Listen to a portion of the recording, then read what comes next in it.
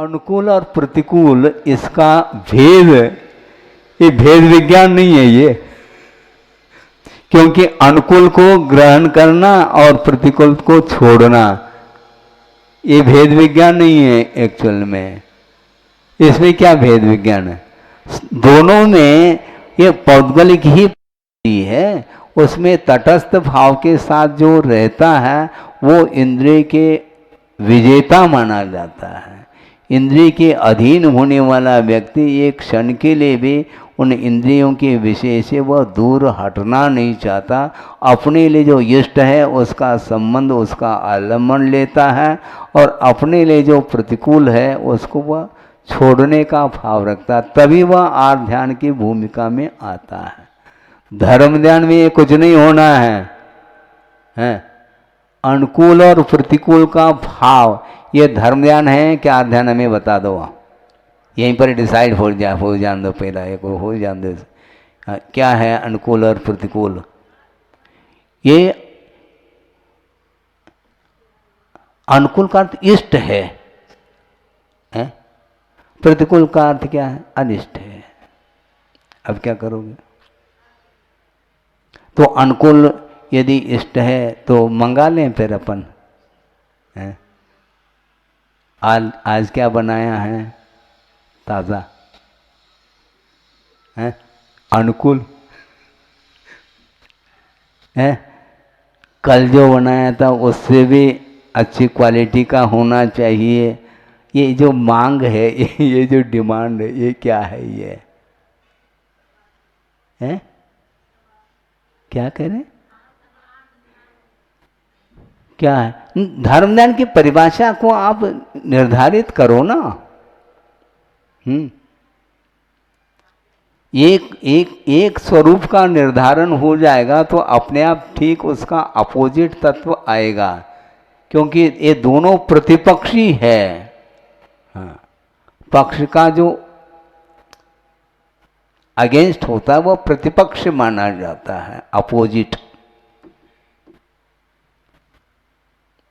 अच्छा, दूसरी बात, इसको प्रारंभिक भूमिका में यदि मान लो आरोग्य की दृष्टि के अपेक्षा से यदि वह अनुकूल लेता है तो कोई बाधा नहीं है, किंतु इसका दुरुपयोग हो सकता है। इसलिए इस विषय को भी रखना अपेक्षित समझता हूँ कि अनुकूल हमारे लिए ठीक है, किंतु अनुकूल होते हुए भी वह रुच नहीं रहा है, तो फिर उसको क्या प्रतिकूल माने? परिभाषा आपको निर्धारित करना है। स्वास्थ्य के लिए, आरोग्य के लिए तो बिल्कुल अनुकूल है, इसके बाद भी आपको रुचि नहीं रहा है, तो इसका अर्थ क्या? वह अनिष्ट। अनुकूल हो करके भी वह अनिष्ट है आपके लिए, और जो इष्ट है किंतु वह आरोग्य के लिए प्रतिकूल हो सकता है, फिर भी उसी को लेता है। वो आरोग्य के लिए तो प्रतिकूल है किंतु मन के लिए इष्ट है, इसलिए उसका ग्रहण करना प्रारंभ करता है। इसलिए अनुकूल प्रतिकूल की परिभाषा बांधो पहले, इसलिए आपके लिए हमारा कहना था। कौन बनेगा? हाँ, बिल्कुल। कुंद कुंद की जो गाथाएं हैं उनको तो हम प्रतिदिन दोहरा रहे हैं। जैसे भिक्कमचर, भिक्षावृत्ति रखो, वसरण्य अरण्य में रहो, रहा नहीं जा रहा है, कोई बात नहीं। थोवम जी मैं, थोड़ा ले वो कह रहे हैं। ये पद हमें इष्ट नहीं लगता, तो निकालो उस पद को, फिर उसके स्थान पर कोई दूसरा रख लो। फिर थोवम जी मैं कह रहे हैं, थोड़ा ले, हिसाब से ले। माँ बहु जंपह, ज़्यादा बोलो नहीं। ये आज्ञा सूचक है, ये सारे के सारे। हाँ, लोट लकार है, लेट लकार नहीं। ये लोट लकार हैं, ये आज्ञा दे रहे हैं। भिक्षावृत्ति रखो। इन्हें भिक्षावृत्ति रखो का अर्थ बहुत इसमें विषय सारा का सारा मूलाचार गर्भित है। मूलाचार के अनुरूप भिक्षा करना है तो उसमें ये सेठ साहूकार हैं, ये गरीब हैं, ये अमुक हैं, तमुक हैं, इस प्रकार।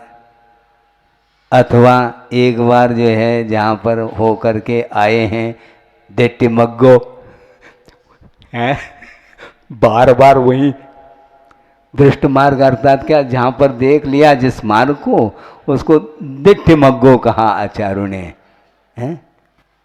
तो बार बार वहीं जाने का मन होना है, हैं।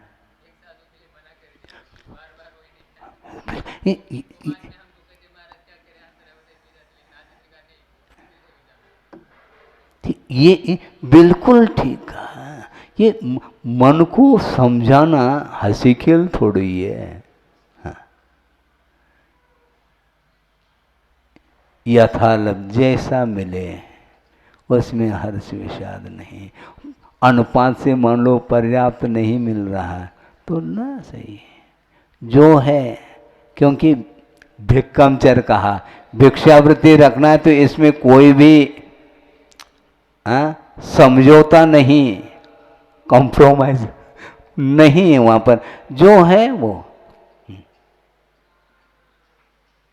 वस्रण्य और थोवम जी में है। हाँ दुखम से ये कम मिलता है तो दुख को सहन करो, वहीं पर लागू करो उसको।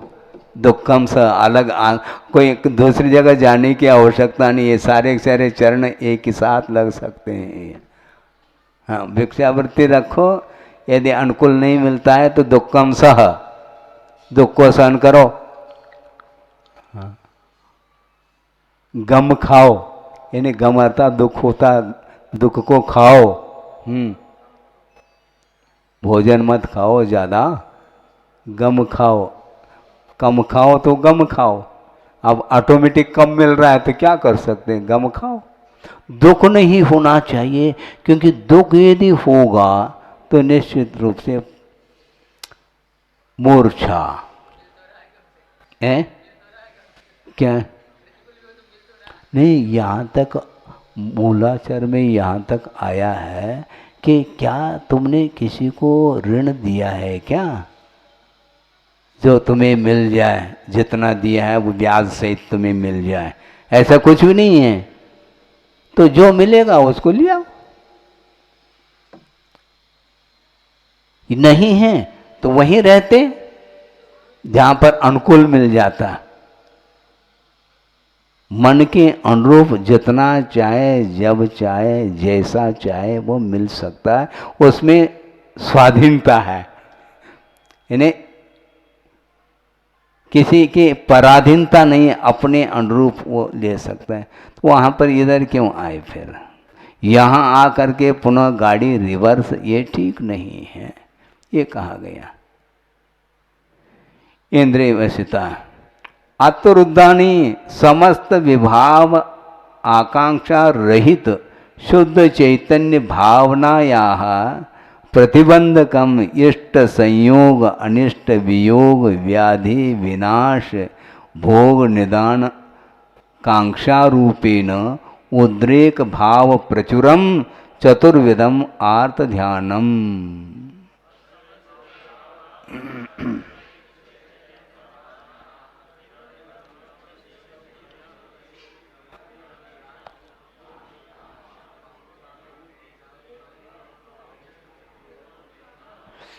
समस्त विवाह भावों की आकांक्षा से रहित जो शुद्ध चैतन्य की भावना है, उस भावना को प्रतिबंधित करने वाला यानी रोकने वाला, वह इष्ट संयोग अनिष्ट संयोग व्याधि का विनाश, भोगों की भावी भोगों की आकांक्षा रूप जो जिस भाव में उद्रेक की प्रचुरता है, वह 4 प्रकार का आर्त ध्यान माना जाता है।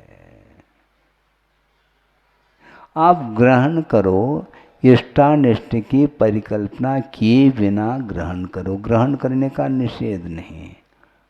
हाँ, आवश्यक है, जितना आवश्यक है उतना ले लो, क्योंकि आचार्यों ने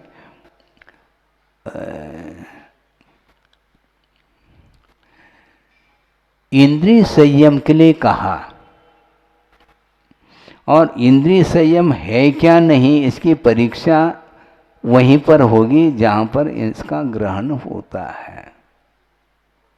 हाँ, परीक्षा ऐसा नहीं कि सब कुछ ले लो फिर बाद में हम परीक्षा में पास होंगे। कब? अभी तो हुए नहीं, अब होंगे, आगे होसी।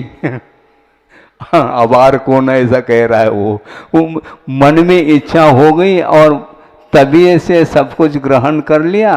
अब आगे सोचते हैं हम इच्छा का निरोध करेंगे।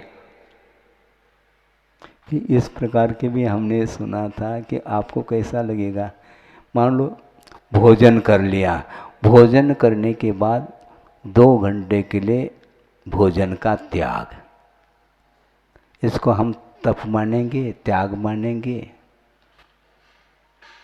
बोलना, क्योंकि इच्छा का जो निरोध है उसका नाम तप कहा। और भरपेट भोजन करने के बाद अब कोई गुंजाइश तो है नहीं, कोई इच्छा है ही नहीं, किसका निरोध करना चाहो आप? जब क्षुधा लग जाए उस समय उसको सहन करने का नाम इच्छा का निरोध माना गया है। और सब कुछ लेने के बाद अब कौन सा निरोध आ गया?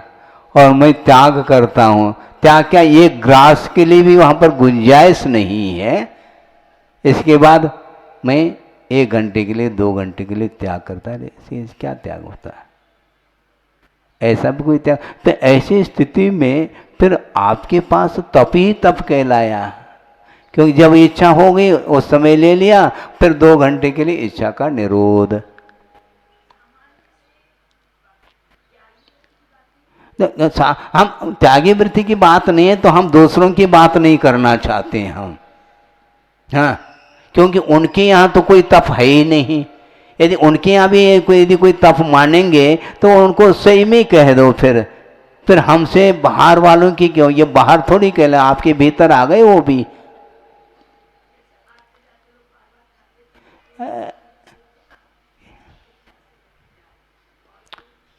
इसी को बोलते हैं असंयम भाव, असंयम भाव। हाँ, अब देखो आपको आश्चर्य लगेगा, हाँ, रखना ही पड़ेगा, आप जैसे व्यक्ति रहते हैं इसलिए आपके सामने रखना मैं उपस्था हूँ। भोजन करने के लिए बैठे हैं, ठीक है, और ग्रास ले रहे हैं और सामने एक जग भरा हुआ पानी है। जब तक पानी नहीं पिएंगे तब तक उस पानी का त्याग है क्या? नहीं, त्याग तो है। हाँ, फिर 1 गिलास पानी जब ले रहा है उस समय भोजन का त्याग, और दोनों मिलकर के ले रहे हैं कि क्या है, वो क्या त्याग? इसका नाम त्याग कहोगे क्या? तो क्या वो डाइजेस्ट नहीं हो रहा है? हाँ? त्याग किसको बोलते हैं? आचार्यों ने ये कहा कि क्षुधा परिचय विजय कब होगा? जब क्षुधा लगे तब परिचय विजय होगा। क्षुधा तो लगी नहीं तो परिचय विजय हो रहे हैं आप। क्या हो क्या रहा है? इतना भी समझ में बात नहीं आ रही है। समझ में आना चाहिए ना। ये इच्छा जब नहीं है तो निरोध किसका? किस बात का निरोध है?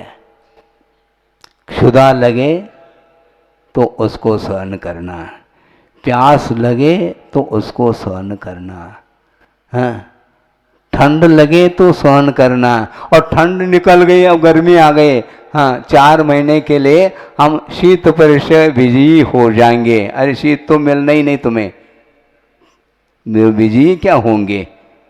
हाँ? और 4 महीने के लिए गर्मी निकल गई, मैं 4 महीने तक उष्ण परिचय विजयी। हाँ, अच्छा, बहुत बढ़िया।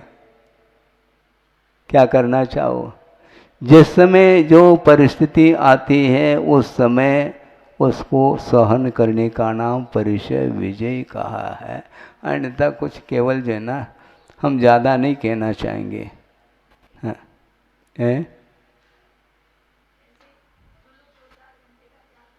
नहीं, किसी के यहाँ पर रेफरेंस नहीं दे, वो आगम में जो लिखा है उसके, क्योंकि भिक्षा चर्या की बात कर रहे हैं।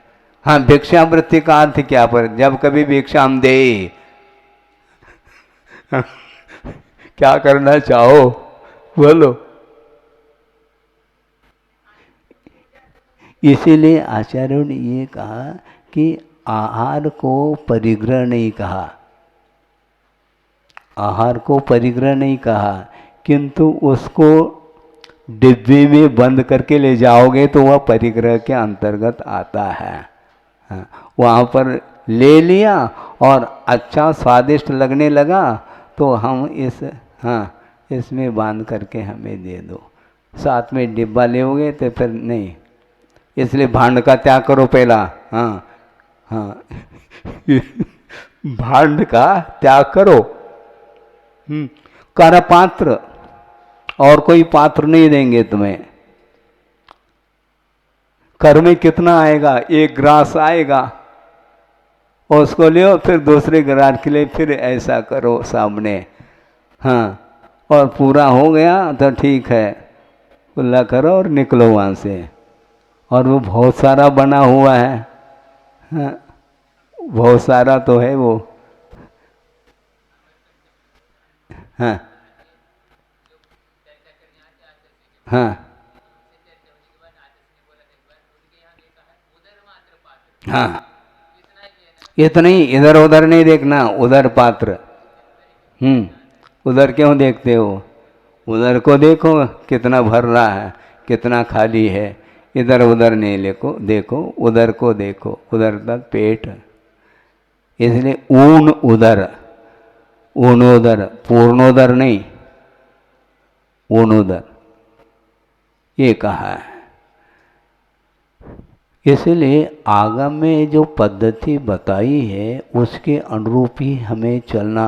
वो ऐसा करते हैं, वो वैसा करते हैं, उनको जैसा करने दो, उनका वो विषय है, हमारा कोई विषय नहीं है, उधर हमें जाना भी नहीं है।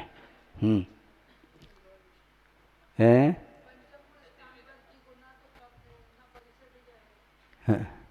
हाँ हाँ बोलो, हाँ बोलो, बहुत देर से बोल रही हूँ। हाँ, खाली हो जाओ बोल करके। हाँ बोलो। जीव है। हाँ हाँ हाँ हाँ, वो अभ्यास कर रहा है। शिक्षा व्रत किसकी शिक्षा ले रहा है वो? हैं? अवृत्ति की शिक्षा ले रहा है क्या व्रति की?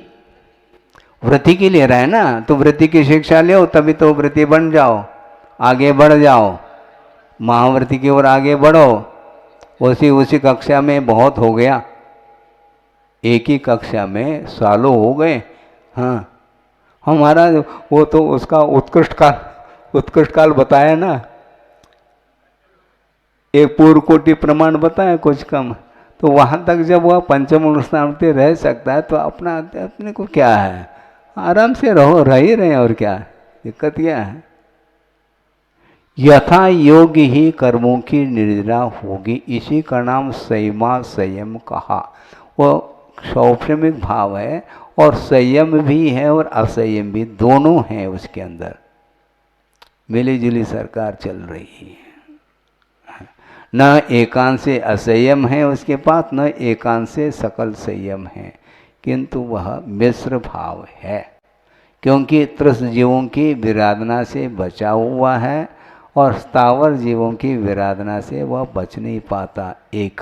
और दूसरी बात, ज़्यादा कहोगे तो वस्तुतः पूरी तरह से वह त्रस जीवों की हिंसा से भी नहीं बचा है वो, क्योंकि परिग्रह है, आरंभादिक है, तो उसके माध्यम से उस निमित्त से त्रस जीवों की भी विराधना होगी। अविनाभाव ये संबंध है, जहाँ जहाँ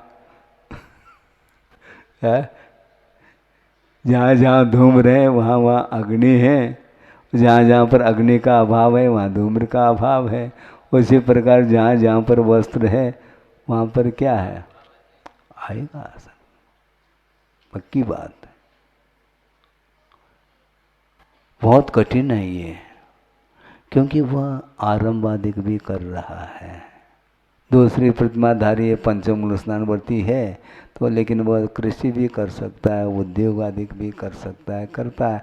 केवल संकल्प हिंसा से ऊपर उठा हुआ है, आरंभादिक हिंसा से वो ऊपर नहीं उठा है। तो ऐसी स्थिति में आरंभ आदि के अवसर पर उसके द्वारा त्रिशजीवों की भी विराधना हो सकती है और होती है। वाहन आदि में भी वह जाता है, वाहन को भी रख सकता है। वह वृत्ति परिग्रह परिमाण कर लिया उसने, हाँ, तो अब क्या होगा, परिमाण तो कर लिया, लेकिन उसके माध्यम से विराधना होगी क्या, नहीं होगी। वो गाड़ी स्टार्ट कैसे कर पाएगा, है? नहीं तो फिर मृदु वस्तु से ऐसा करते हुए गाड़ी को ले जाए। है? क्यों ऐसी आ रही है? हाँ हाँ हाँ, उसके बाद बाल करके हैं हैं, उसको क्या बोलते हैं वो जो, हाँ हाँ, वाइफर, वाइफर है, वाइफर जैसे, और नीचे जना बांध दो और वह झाड़ू लगाता हुआ चला जाएगा वो वाहन, और पीछे से चके चले जाएंगे। ऐसा कुछ है क्या? संभव नहीं है वो। इसलिए वो बहुत, हालांकि अविरति की अपेक्षा से उसका काफ़ी विकास है। ऐसा नहीं कि बिल्कुल उसको, उसका कोई महत्व ही नहीं है, ऐसा नहीं कह रहे हैं, किंतु महत्व बहुत कुछ है उसका, किंतु उस भूमिका से ऊपर उठने के लिए अभी बहुत पुरुषार्थ करने की आवश्यकता है। क्रोधावेश रहित शुद्धात्मानुभूति भावनायाः पृथक भूतम क्रूर चित्तोत्पन्नम हिंसा नृतस्ते विषय संरक्षण आनंद रूपम चतुर्विधम रौद्र ध्यानम।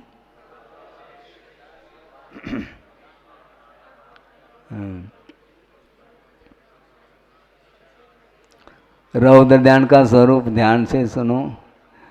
क्रोध की आवेश से रहित जो शुद्धात्मानुभूति की भावना है, उस भावना से पृथकभूत जो क्रूर चित्त से उत्पन्न हुआ, जो हिंसा, झूठ, चोरी और विषय संरक्षण में आनंद रूप जो भाव है, वह 4 प्रकार का रौद्र ध्यान माना है, आनंद माना है।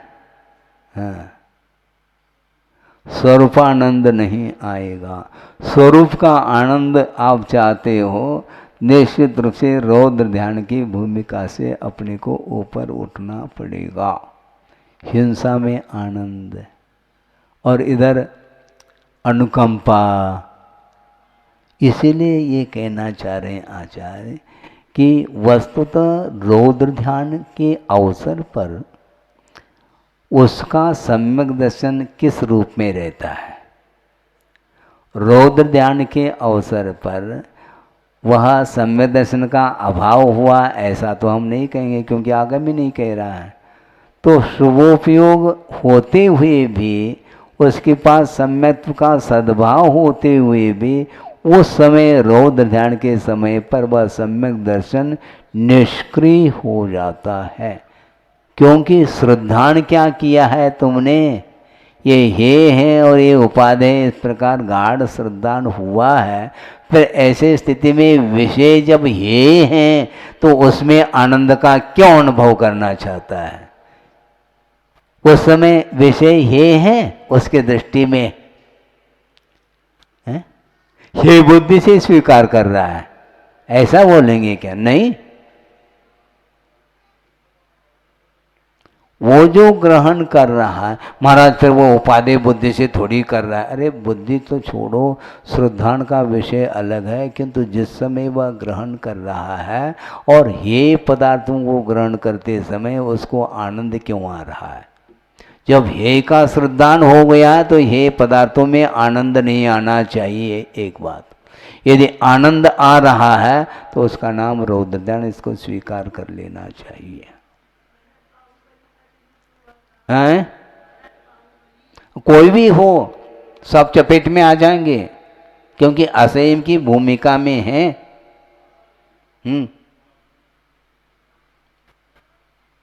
एक और नीलांजना, हम सबसे बड़े तो उदाहरण तो अपने लिए वृषभनाथ भगवान है ना। नीलांजना का नृत्य वो देखने के लिए बैठे हैं, क्या उन्हें उसमें आनंद नहीं आ रहा है? यदि आनंद आ रहा है तो वह धर्म ध्यान है। उन्हीं को पूछो, वृषभनाथ को। बाद में तो कहेंगे इसमें आनंद नहीं है, लेकिन उस समय तो आनंद ले रहे हैं। वो विषयानंद है वो, और उसको इन्होंने कहा रौद्र। रौद्र इसलिए कहा क्योंकि हिंसागत जो परिणाम है वो क्रूर परिणाम माने जाते हैं। दया के परिणाम वहाँ पर रह नहीं सकते हैं। दया के परिणाम के साथ विषयों का ग्रहण होता ही नहीं, क्योंकि अहिंसा भी रहा आवे और रौद्र ध्यान भी रहा आवे, दोनों एक साथ तो संभव नहीं। और जिस समय रौद्र ध्यान है उस समय सम्यक दर्शन विद्यमान है, आगम कह रहा है, ठीक है, किंतु उस समय आपको हर हालत में निष्क्रिय सम्यक के रूप में उसको स्वीकार करना पड़ेगा। हाँ, क्योंकि क्रूर कहा इन्होंने, क्रूर चित्तोत्पन्नम, चित्त में जो क्रूरता आई है उससे उत्पन्न हुआ है ये आनंद। हिंसा में आनंद ले रहा है, अनुकंपा में आनंद नहीं आ रहा है उसको,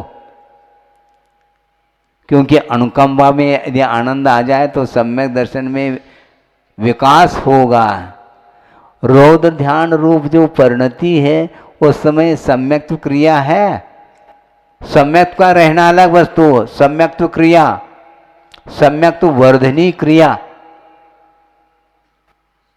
अभी तो विषयों में आनंद की वृद्धि हो रही है, उस समय वह सम्यक की वृद्धि कैसे हो सकती है?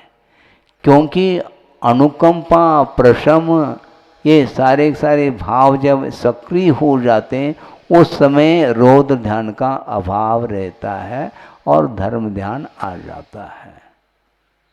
और हिंसा में भी झूठ बोल करके, असत्य बोल करके भी उसको आनंद आता है, क्योंकि उसके बिना दुकान चल ही नहीं सकता। दुकान चलाना है तो सत्य के आलम्बन से वो दुकान चलती नहीं।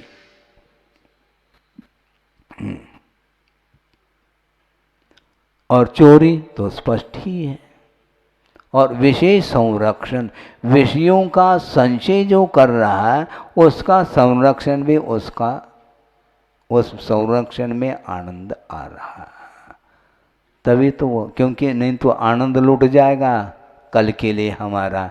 यदि परिग्रह का संरक्षण यदि नहीं करेंगे तो कल क्या लेंगे हम, क्या ग्रहण करेंगे? तो उसमें उसको आनंद की क्वालिटी अलग अलग है, हम मान रहे हैं ना, किंतु आनंद का अभाव ही मानना चाहो तो हम तैयार नहीं हैं। आनंद तो उसको आ रहा है। ये रौद्र ध्यान। नानम चदुपवत्तम शुभ शुद्धोपयोग द्वयम विहाय मिथ्यातरागादि अधीनत्वेन अन्यत्र दुष्ट भावे प्रवृत्तम दुप्रयुक्तम ज्ञानम।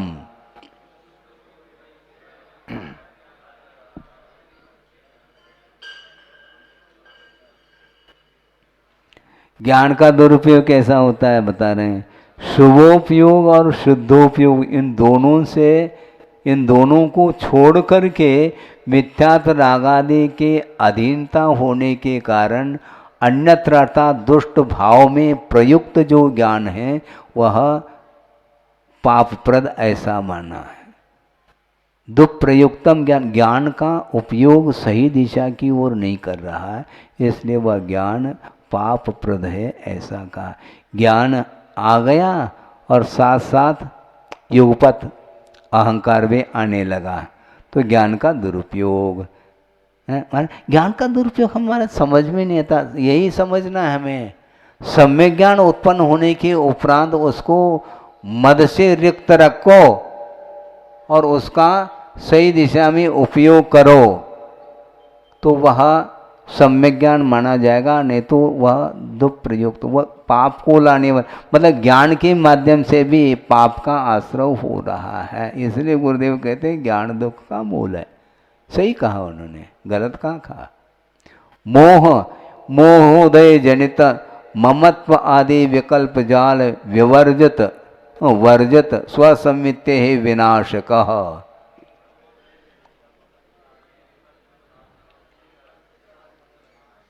हाँ, समय ज़्यादा हो रहा है।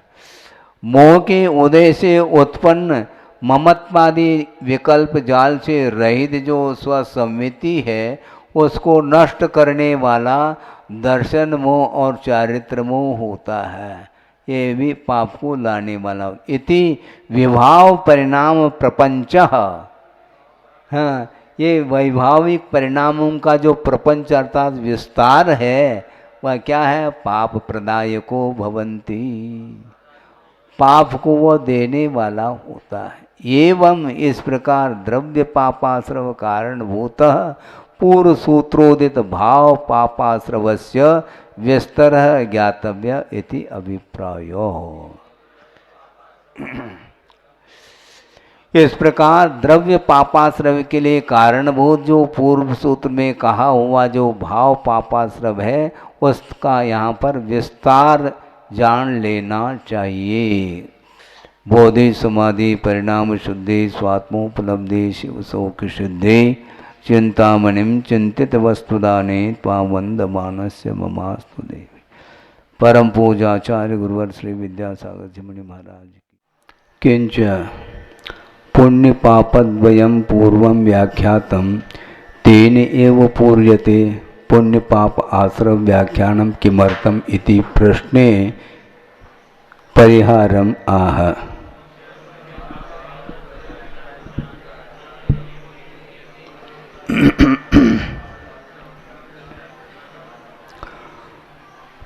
पूर्व में पुण्य और पाप इन दोनों का व्याख्यान किया गया, उसी के माध्यम से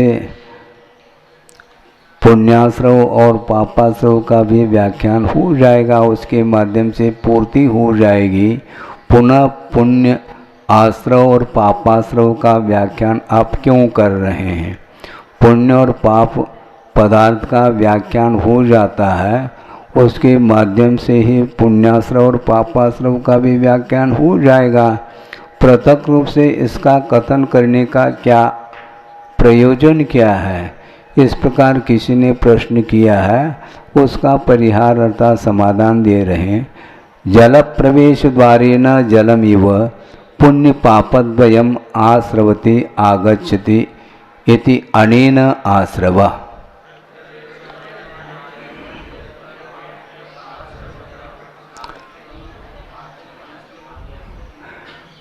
जल प्रवेश का जो द्वार है उस द्वार के माध्यम से जल आता है, उसी प्रकार पुण्य और पाप ये दोनों जिसके माध्यम से आते हैं उसका नाम आश्रव है। अत्र अर्थात इस प्रसंग में या पूर्व में ऐसा कहा था, यह आश्रव का व्याख्यान है। अत्र आगमनम मुख्यम, इसमें आगमन की मुख्यता है। तत्र तो अर्थात जहाँ पर पुण्य और पाप का वर्णन किया है वहाँ पर पुण्य पापद्वयस्य आगमनानंतरम स्थिति अनुभाग बंध रूपेण अवस्थानम मुख्यम इति एतत् विशेषः। जहाँ पर पुण्य और पाप का व्याख्यान किया था वहाँ पर पुण्य और पाप इन दोनों के आगमन के अनंतर जो स्थिति और अनुभाग रूप जो बंध है उस बंध के साथ अवस्थान की मुख्यता को लेकर के वर्णन किया था। इतना यहाँ पर विशेषता है। एवं इस प्रकार नौ पदार्थ प्रतिपादक द्वितीय महाअधिकार मध्य पुण्य पापाश्रव व्याख्यान मुख्यतया गाता षट्क समुदायेन षष्ठ अंतराधिकार समाप्त। इस प्रकार 9 पदार्थों के प्रतिपादन करने वाला उसमें पुण्य और पाप के आश्रम की मुख्यता को लेकर के 6 गाताओं रूप समुदाय के माध्यम से छठा अंतर अधिकार समाप्त हो जाता है। इस प्रकार आश्रव पुण्याश्रव पापाश्रव आदि का वर्णन पूर्ण हो गया। अब यहाँ पर संवर पदार्थ का व्याख्यान किया जा रहा है। उसमें भी 1-2 लाइन में पातनिका है उत्थानिका। अथ ख्याति पूजा लाभ दृष्ट श्रुतानुभूत भोगाकांक्षा रूप निदान बंधादि समस्त शुभाशुभ संकल्प विकल्प वर्जित शुद्धात्म सम्मिति लक्षण परम उपेक्षा संयम साध्य संवर व्याख्याने इंदी कसाय इत्यादि गाता त्रयीन समुदाय पातनिका। हाँ, अब ख्याति पूजा लाभ देखे गए सुने गए और अनुभव में आए हुए जो भोगों के आकांक्षा रूप निदान बंधादि जो समस्त शुभाशुभ संकल्प विकल्प हैं उनसे रहित जो शुद्ध आत्म सम्मिति लक्षण रूप जो परम उपेक्षा संयम है उसके माध्यम से साधने योग्य जो संवर तत्व है उसके व्याख्यान में ये इंद्रिय कषाय इत्यादि 3 गाथाओं के माध्यम से यह भूमिका यहाँ पर सामने आ रही है। अथ पूर्व सूत्र कथित पापाश्रवस्य संवरम आख्याति। अब पूर्व सूत्र में कहा हुआ जो पापाश्रव है उसके निरोध का व्याख्यान किया जाता है। निरोध का अर्थ ही संवर है, उसका व्याख्यान करेंगे। इंदे कसाय सन्ना निगहिदा जेहि सुट्टुमगम्मी यावत्तावत्तेहि पिहियं पावासवं चुद्धम। सुट्टुमगम्मी यानी रत्नत्रय रूप जो उत्तम मार्ग हैं उस मार्ग में स्थित हो करके जिन परिणामों के द्वारा जब तक इंद्रियों कषाय और संज्ञाओं का निग्रह किया गया है तब तक उन परिणामों के द्वारा पापाश्रव का जो क्षुद्र है यानी जिसके माध्यम से पाप का आश्रव होता था उसको बंद किया गया है। पिहितम अर्थात उसको बंद कर दिया उस छेद को, क्योंकि शुभाशुभ परिणामों के माध्यम से ही पुण्य अथवा पाप का आश्रव होता था। अब रत्नत्रय रूप मार्ग में स्थित होकर के जिन परिणामों के माध्यम से इंद्रियों का निग्रह कषाय का त्याग और संज्ञाओं का भी निग्रह जब तक किया जाता है उन्हीं परिणामों के द्वारा पापाश्रव के छेद को बंद किया गया है। ऐसा का निग्रह हो गया उसका।